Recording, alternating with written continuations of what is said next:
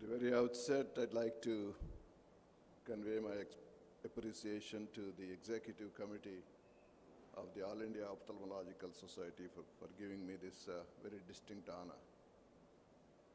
An honor more than anything else that I value because it's on the name of my teacher who introduced me to ophthalmology and the science of ophthalmology. What I'd like to talk to you today is closing the gap by the year 2030. Professor Agarwal was a great physician, an outstanding teacher and a mentor, more than teacher, an original researcher who brought the culture of research into our country, and in some sense, an entrepreneur. Brilliant, diligent, with a lot of perseverance. He valued effort among individuals and discipline. A visionary leader, an institution builder, and an advocate for the rights of the blind and visually impaired. He cared for his students like there is no tomorrow. He had tremendous attachment to his long-term employees, incredible degree of self-discipline, and he encouraged talent in anybody. A true nationalist, very proud of India and its abilities to accomplish things. He believed in transforming people and their lives, establishing institutes of excellence in our country, and to contribute to elimination of needless blindness that's been such a scourge in our country over the years. The Rajendra Prasad Center at the All India Institute is an amazing creation of this legend. From a division of ophthalmology with 2 beds when he started as a professor at the All India Institute to a 400-bedded RP center when he retired. What an amazing creation, and how many amazing people that center created over the years. Hello? What are you doing? Go back, go back.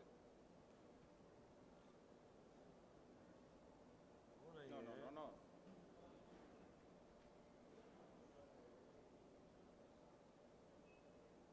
Okay.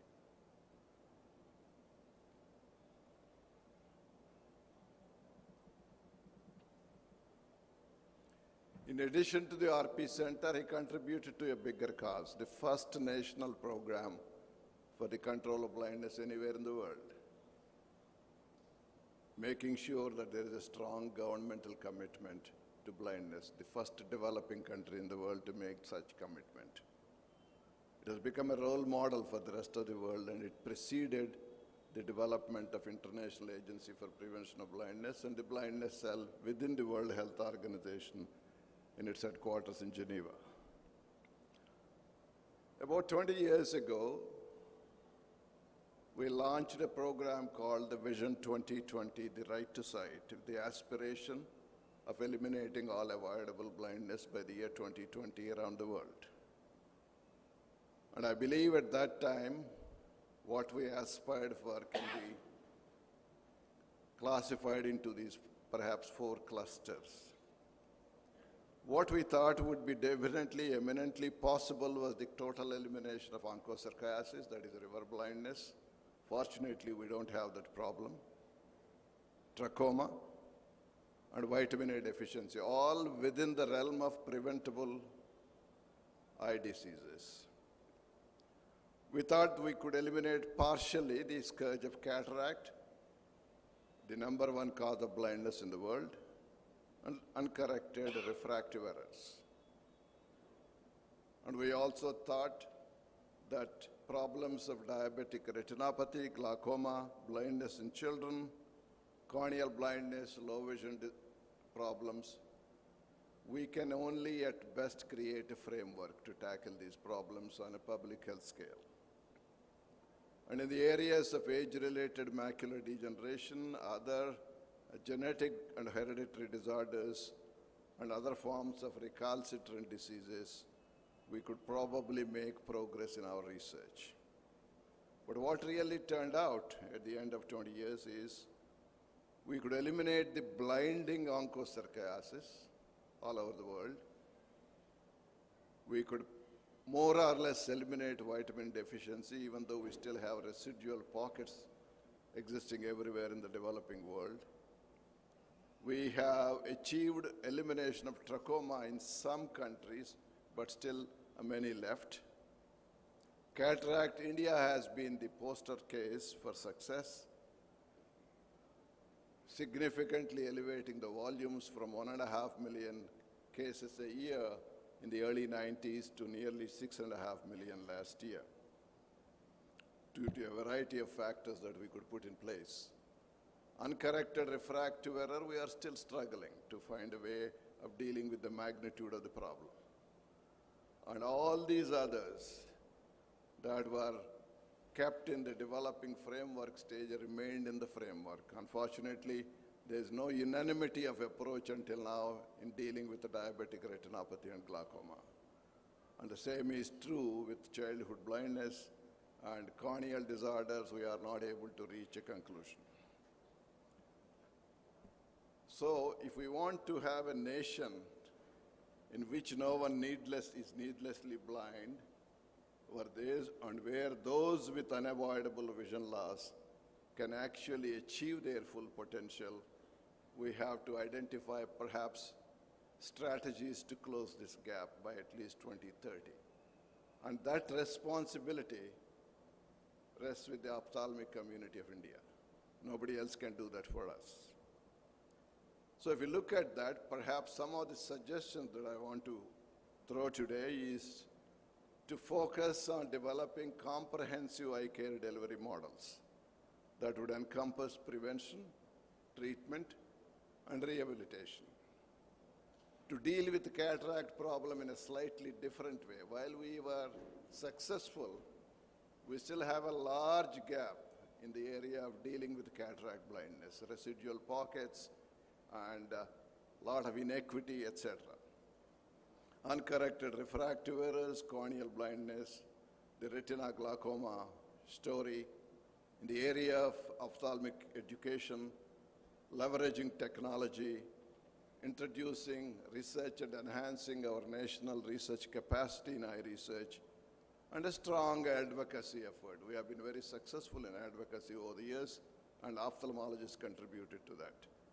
The comprehensive model I'm alluding to is to cover all levels of care, from primary to advanced tertiary, and dissect the care to different levels, to deal with all eye diseases at multiple levels at an appropriate level. In cataract surgery, all these years we focused on a mission mode, large volumes by few individuals and few centers. From that, I think we have to have involvement of the highest percentage of our ophthalmologists performing cataract surgery on a regular basis. Let's say 4 to 5 cases every day, every working day. If 15,000 of us can perform, we will be able to serve 15 million cataract surgeries per year. In uncorrected refractive errors, we need to develop primary eye care centers or primary eye care within primary health centers in about 20,000 locations or equivalent, and to encourage the development of indigenous optical industry to provide the necessary spectacles for that. In corneal blindness, we have been advocating for nearly a quarter century this plan, but unfortunately we haven't made the necessary progress, even though we have made some progress. If we followed this, which is not difficult, very easy actually, 100,000 corneal transplants can easily be done, and we could be an exporting country for corneas in the world. In retina, glaucoma, childhood blindness, we have to go a long way in improving the training in residency, in fellowships, and for practitioners. So comprehensive care should be provided, cascade down the care of glaucoma and retinal diseases to as much as possible to secondary and primary levels, and subspecialists should be available in every medical college. Only then the medical colleges can become true academic centers. Link district hospitals to medical colleges and link primary care to district hospitals.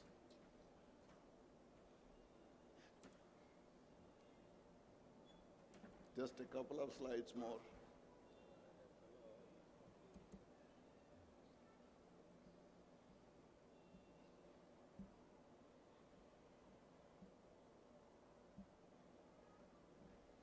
Thank you. In education, we need more programs and better programs. That means better quality, that means better quality faculty. Innovative approaches to education, so that all residents that come out of our residency can become true comprehensive ophthalmologists without a need for subsequent remedial courses and fellowships. Enhancing technology by developing diagnostic tools that are less expensive, leverage digital technology, the likes of machine learning and artificial intelligence that can enhance our care and research and also enhance the education. We need to create a national eye research fund because it's a neglected area of medical research today.